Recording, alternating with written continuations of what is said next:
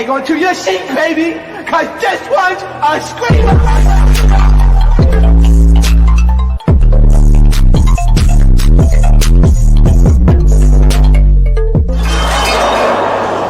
Are you not entertained? Are you not entertained?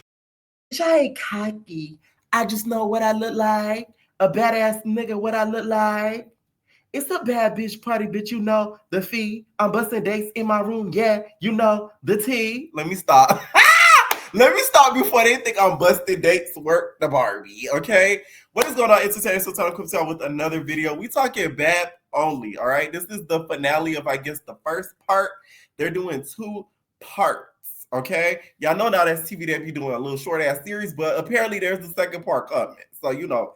I'm gonna be patient. Anyways, Gorgeous Doll is on the bus. She's still arguing with Tori and the Maya girl, okay? Really, the Maya girl was scared to either get whooped by Tori, Boomba Clot with her big Boomba Clot, and she was scared to get whooped by Gorgeous Doll, which I don't think Gorgeous Doll would whoop her, but, you know, I think she would hang in there, right?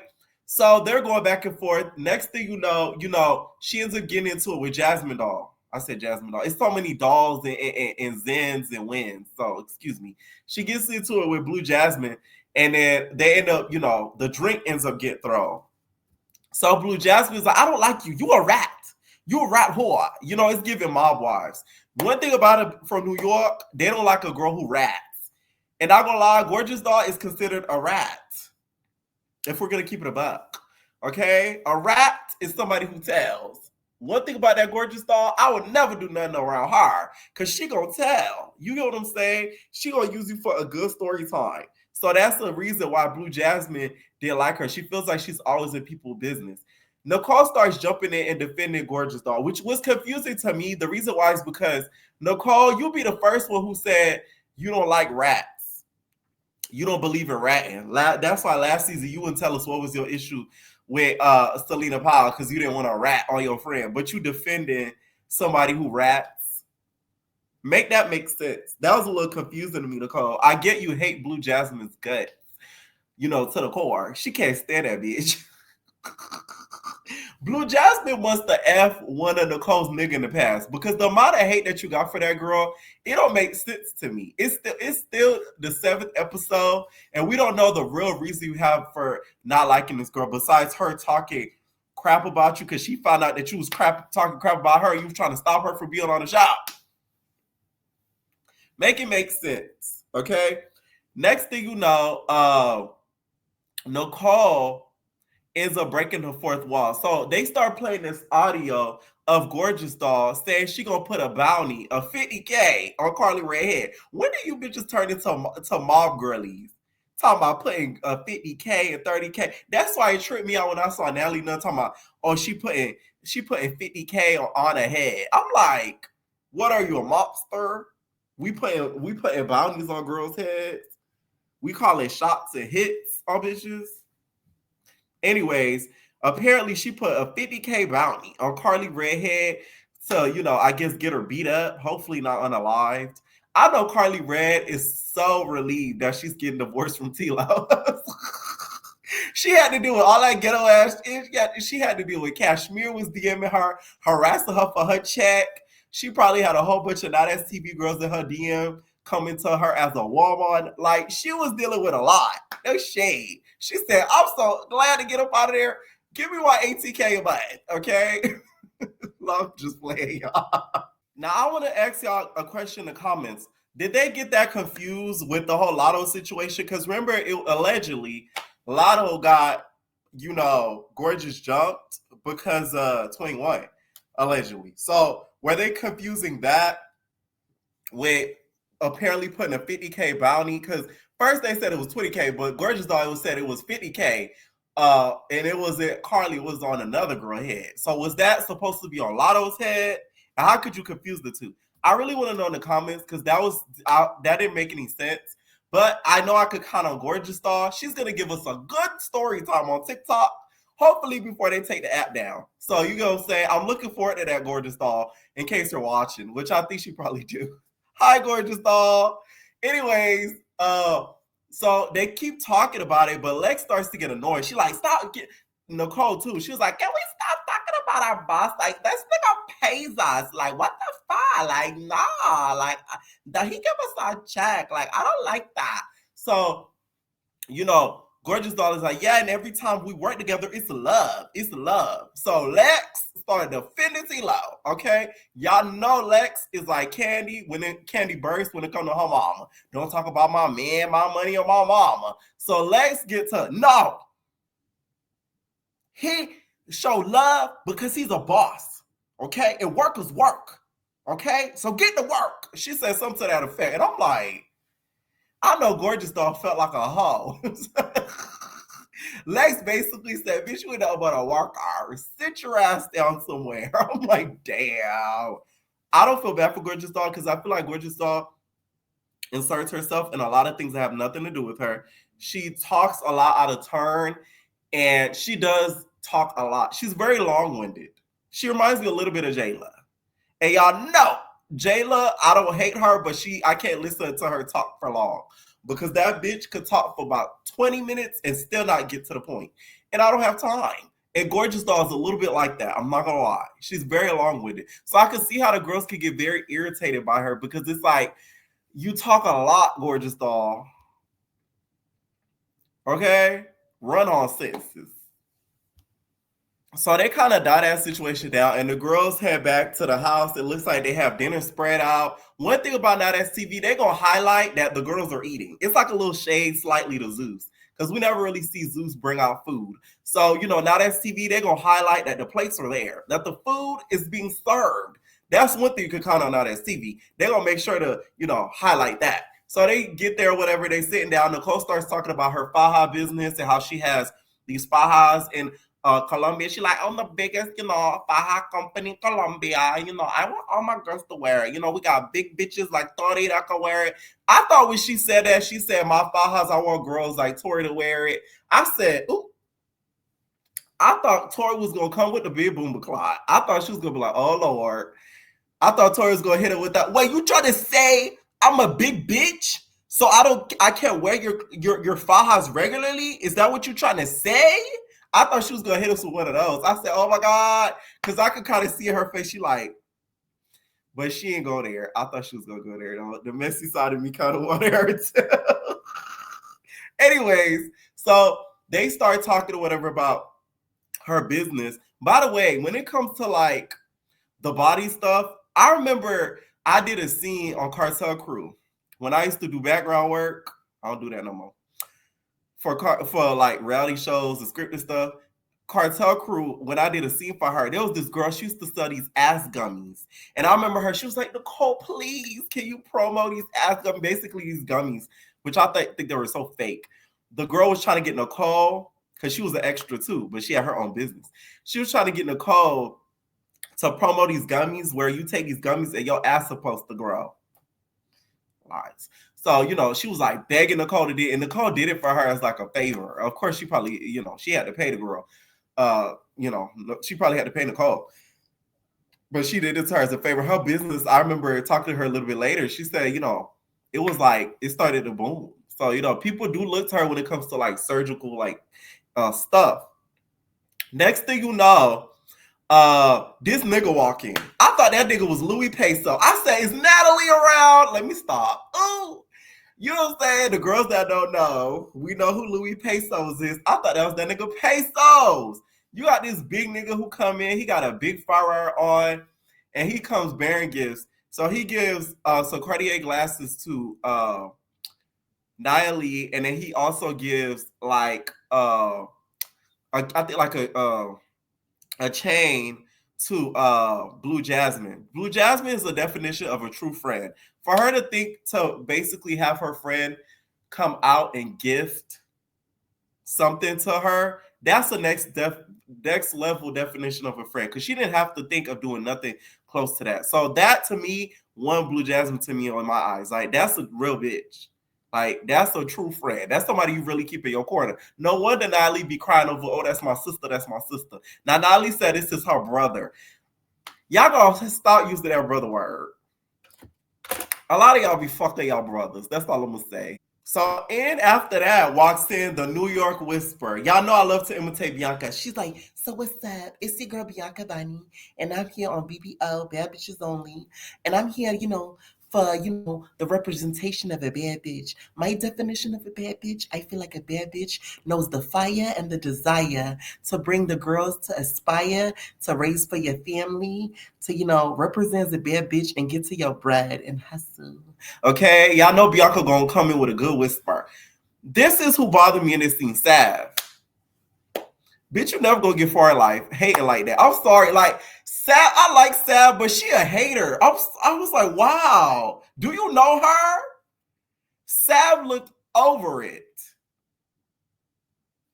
I know it's a competition and all, but it's like, like I ain't like that. I'm sorry, I didn't like that. I didn't like that. I didn't like that. I didn't like that. Like the way that she was looking at Bianca, it was kind of like, why are you hating on the girl for? Like, sorry, she's more known than you, Sav. It's you know what I'm saying? Like, she is. Sorry, the girls know her. We know her. She been on TV.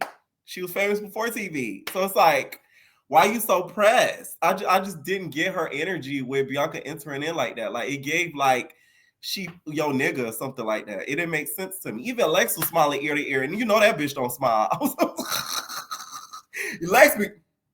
Lex gonna give you a me mug, and she was even like, she gave a little smirk. Like the girl Maya was like, "Oh my god, that's that chicken noodle stove, chicken noodle." She was like, not gonna lie, she was fanned out, and she looked fanned out in that little clip they show her. But it's like, you don't know if she was a big fan of chicken noodle soup.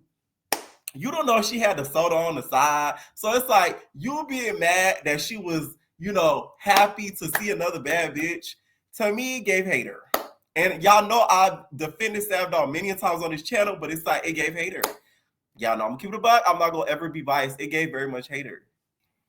I just feel like you never gonna get far hating on the next month, especially if they never did nothing to you. Like me, I'll throw shade at people that did something to me, or I don't like because they rub me the wrong way, boom. But if it's like my first time meeting somebody, I don't know somebody like that, I'm not gonna be like, no. You get what I'm saying? Like, it was weird. Anyways, so Bianca's there at the dinner, whatever. They trying to figure out like what's up, what's going on. Bianca kind of peeped that like the cast is kind of like down, but yeah, it's because they got kicked off of jets, almost kicked off of boats, and some more ish. Natalie done got bucked. Okay, she got her freaking passport bucked. She got her damn glasses bucked, jewelry bucked. So it's like, of course they gonna feel down. Them bitches not gonna be smiling. So we see, a side clip, and I knew this was gonna happen because Gorgeous Doll on her TikTok told us. You know what I'm saying? Gorgeous Doll gonna put us on game. Gorgeous Doll is crying to Barbie. They blur her face out, but we know that's you, Barbie. She's like, like this not good for my brand. Like, I'm a stripper, but I'm trying to become a lawyer. So it's like, Gorgeous Doll is our modern day Kim Kardashian. She's trying to break out of, looking like one of these any other whores out here online, and she's trying to become more of a legal eagle. Okay, which I don't feel like this show would affect that. So I think that she's thinking too much into it, because it's not like they're gonna pull this up and be like, oh, you can't take the bar. Like, you can still do those things and defend yourself and still be on the show. I feel like she thinks a lot about what people think, and it affects her. Because I remember I be seeing blogs post her, and that bitch be in them comments. I'm like, damn, girl, you got top on your hands. I don't even reply back to my own YouTube comments like that. I'm like, damn. Because they'll post her, and I'll see her going back and forth with people in the comments, going back and forth with people in the comments. I'm like, you care too much about what people think. They're going to talk regardless. Apparently, she decided to stay. I don't think they filmed long after, because this is the finale of part 1. So the girls all decide to head to Starlets. Not gonna lie, Zengar, you should have shaded Milan. You should have been like, we're going to Starlets. Is Milan coming? Okay. Bitch, you can go. I would have gagged the fuck out of you, Milan. I would have made sure the security and the doorman would have not let your ass in, just for you trying me like that. And I would have been like, I told you you can't come into Starlets. And I would have gagged you. You know what I'm saying? Like, we needed some drama like that. You know something that I peeped throughout this whole episode? The people who be having the funniest faces to me, one of them is Tori. That bitch's face talks for her. Stav does too. You could tell she talks with her face. But Tori, she be like, fake ass bitches. She got this face that like these dumb assholes. I'm sorry. Throughout the whole episode, I just kept peeping that. Any of the girls are talking, you just see her face like she just gonna have that face like that. Like she know you ain't on shit. So after Starlets, the girls decide to, I guess, give back. This is what separates Not As TV and Zeus to me because Not As TV is able to show like of the vulnerable side of a lot of their cast members versus Zeus. Zeus has done that, don't get me wrong, but lately it's like they've drifted off of that. A lot of these girls that come on these shows, baddies and stuff, we don't really get to know who they are. And I feel like I know a lot of these girls off of these 7 episodes more than I know some of the baddies that have appeared on Midwest. Literally. Like I wouldn't be able to tell you half the stuff that Jasmine went through. All I know is she cashed off friend and she be in the industry. But I don't know any deep details about her as a baddie. So it's like this episode actually got to, show the girls and what they went through, which I think was really, really good. And what I feel like other networks is like really lacking. So a lot of them have been through like foster homes and stuff. So they decided this was filmed around Christmas time. So they decided to give back, go shopping for gifts and give it to children that are in need. And the gift that they would pick would each have to signify something that means, something special to them. A lot of the girls they picked, stuff that meant something from their childhood. Shout out to OG Barbie doll. That bitch picked them leapfrogs. Baby, what you know about the leapfrogs? Baby, let me tell you something.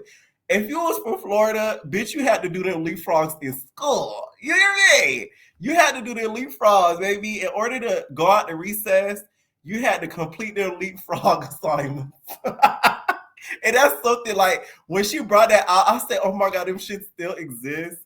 That was cool as fuck to see. So Sav, Milan, and then Blue Jasmine started talking about their past life and stuff that they went through. Blue Jasmine and Sav related on the fact that both of them went through like foster homes and how they had to kind of like raise themselves like very young. And then Lex sat with LaRue and then she sat with Jay Dreams. Now this one threw me because it's like they're better than me because bitch I ain't opening up to no ops, no shade. I'm sorry. I'm not that grown yet. You say like I'm already a very guarded person, so for me to open up in front of people that I know don't fuck with me like that, bitch, you never gonna get that. Like I'm sorry. Like I don't give a fuck. Like it's hard for me because it's like I don't tell people on the regular like what be going on with me because like niggas talk. You feel me? So it's like opening up the ops on TV is crazy. So when I seen those 3 sitting together, I said, ooh. So LaRue's talking about stuff that she's been through. Jay Dream starts talking about that stuff that she went through as well. Lex is giving her that side of like, right? So those scenes were really good to see because we really got to see like, what the girls have been through. And they made a lot more sense about why they act like the way that they do, right? Naya ends up bringing her mom and they do like the little wish it well thing where you throw like a coin in a little wish it well and then you secretly say your wish so that way it may come true, okay? And then they have this slumber party. Now Naya makes sure that she saw her mom, bitch, you ain't invited to the slumber party. She already knew what was going down. Good job, Naya. Protect your mama. So this pajama scene, y'all. So the girls are all sitting there. They start opening up about, things that they've been through or whatever. Naya also calls out Jay Dreams. I'm sorry, but like, you know who pissed me off in this scene? Milan pissed me off too. We're gonna get to that at the end. But Naya, she calls out Jay Dreams because she said she was doing too much or whatever. Like, I feel like they're going too hard on that girl. They didn't expect somebody to come in and literally come from one of the big dogs or questioning the big dog, which is Lex. And I think that threw them completely off. Sorry, y'all, I'm OCD. Shit.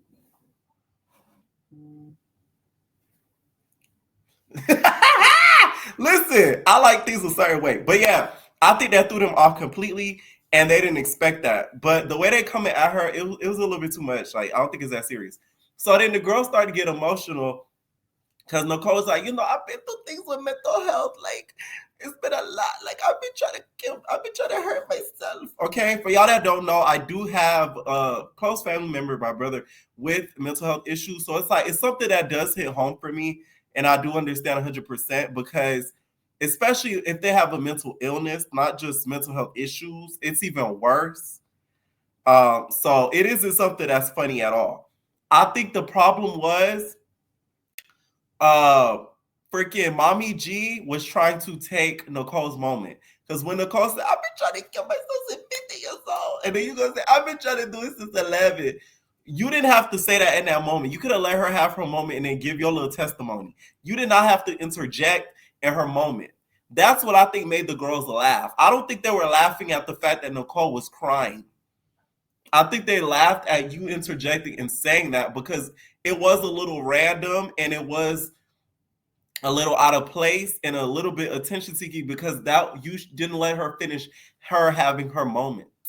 Okay? I did laugh when she said it because the other girls laughed, not because I thought it was funny. I laugh when other people laugh. I'm not gonna lie, I really do, because it's like I'm a reactive type of person. So if somebody laughing at something, I low key might start laughing because they laugh a little too hard at it. Y'all get what I'm saying? So I feel like it was a combination of that. I do not think they thought that Nicole's stuff was funny at all.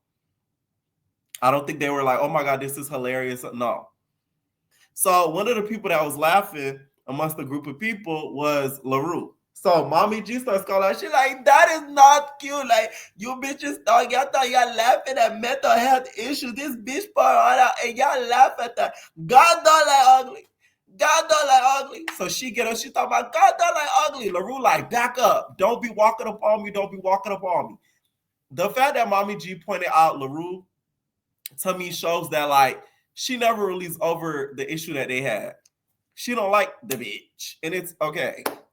You don't like the girl. Y'all should have never made peace. You should have never made peace with her. You should have been like, stay on my way. I don't like you. You don't like me. Boom, bop, boom, bop, bop. That's it. Because clearly you found issue with her laughing when literally Milan was like right next to the call. So it's like you should have found issue with everybody laughing. I don't know if it's because she was right in your peripheral vision right across that you found issue with her, but she wasn't the only one keying and laughing about it. I don't think they should have laughed. Regardless of if her interjecting was a little funny, they shouldn't have laughed if we playing moral police, right? But I understand why it ended up happening, okay? Let me know what y'all think down below because I know that's a big, big thing. So she starts calling her cucaracha. She's like, yo, la cucaracha, la cucaracha. Bitch, I thought she was trying to say that Spanish song, la tutaracha, da-da-da-da-da-da. Da da da da da da da da da. Bitch, I took Spanish 1 and 2. I know exactly what the fuck I'm talking about. I thought it was one of their songs. Da da da da da da da da da da. Da, da, da, da, da. Bitch, I thought she was saying that. It didn't even sound like she was saying roach for a little bit until she kept saying it. She like, la cucaracha, la cucaracha. Okay? She called her a cockroach. So then LaRue gonna hit her, okay, Chiquita Banana. So if you look up Chiquita Banana, no shade, it do look like you live in Mommy G. Okay? Mommy G should have never said that because had LaRue been a different hue, yeah, you wouldn't have said that. Had that have been, I forget that girl name. I'm sorry, but she don't talk a lot throughout the whole series. The light-skinned girl with the beret in the confessionals. Had it been her and she was getting into her, she wouldn't call her no roach. It's because LaRue is black and dark-skinned, so she decided to call her roach. It's a lot of things that Mommy G does that it doesn't surprise me because, like I said, I know 1,000 Mommy Gs. They all live in South Florida. They're Hispanic. They think they're better than Black people. They think they're better than people that are darker. That's just their tool. I'm telling y'all. I worked with a company like that. Oh my God. I cannot wait to drop that story time, bitch. I'm finna be gorgeous all on them hoes. So, child, let me tell y'all. Mommy G did not care to apologize. So they finally calmed everything down when they was about to fight. And then Lex was like, I liked you before you said the cucaracha comment. You need to apologize. That's not cool. She like, I know, but that's not what I mean, okay? So then LaRue's like, you gonna apologize, you gonna fight. She like, my love, I'm not apologizing to you. You like a caracha, okay? She hit her with that. They start going back and forth. LaRue said, hey, you gonna fight or you gonna apologize, right? So Mommy G did not want to apologize. She just kept reiterating the same thing. She said she didn't mean it like that. All the girls are like, no, you shouldn't have said what you said. At first, Niley said she was trying to hold back from Mommy G getting hit, but when she realized that, you know, she got a black daughter, that's where she peeped that, you know, that she should help, you know, Mommy G. So they get to fighting. No shade. That was one of the worst fights of that TV. I love you, LaRue, but what the fuck was that? Because LaRue has gotten better at fighting, but it's because that damn Mommy G is like a ruler. That it's like, you know what I'm saying? It's like a pencil, a small pencil that you sharpen trying to fight a big ass ruler. So Mommy G's arms are so long, but she can't fight. And LaRue has gotten a lot better at fight. So LaRue trying to punch her when Mommy G trying to grab her. So the fight just looked crazy. Okay? Then they're breaking it up. Mommy G looked like that bitch was working at Pollo Tropicalas.